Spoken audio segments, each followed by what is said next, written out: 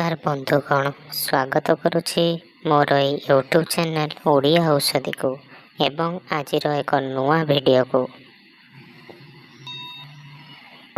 तेबे बंधुगण कौन आपण माने भी गैस भली समस्यार सम्मुखीन नीतिदिन होउछन्ति कि जहाँ आपणक नीतिदिन जीवन में एक विशालकाय बाधा सृष्टि करुछि एवं आपण माने जहाँद्वारा सर्वदा गैस टैबलेट ग्रहण करछन्ति मात्र कौनसी भी फलप्रद हेउनाई, किंतु घर ठारू बाहर पर्यंत समस्ते गोटे दोष दियंती जे पिलाटी खाइबा सहित ठीक मात्रा पानी पीउनाई, से यार गैस भली समस्या लगी रोचे।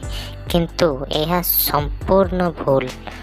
बेले बेले आम अधिक रु अधिक तैलयुक्त खाद्य बा खाली पेटरे रहिले गैस भली समस्या देखा जाए एवं यार केते गुडे लक्षण होउची छाती पोड़िबा, बेले बेले पेटर गोटे साइड बिंधिबा एवं मुंड बिंधा, आखि लाल हेबा इत्यादि।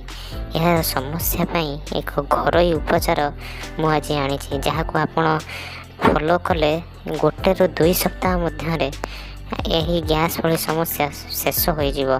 एवं प्लीज दया करी मोर ये छोटिया चैनल को लाइक शेयर एंड सब्सक्राइब कर दिंतु। ये आपणकर अजीर्ण बा पेट फंपा जावतीय वायु दोष लिप्त रोचंती तेबे आपण किछि केते गुडी बेलपत्र सहित गोलमर्च बाटी सेवन करंतु।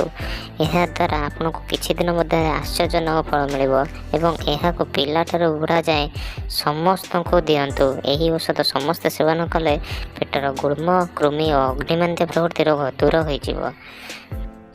आशा करुछि आज भिडियोटी आपनको भल लागिथिबो। धन्यवाद।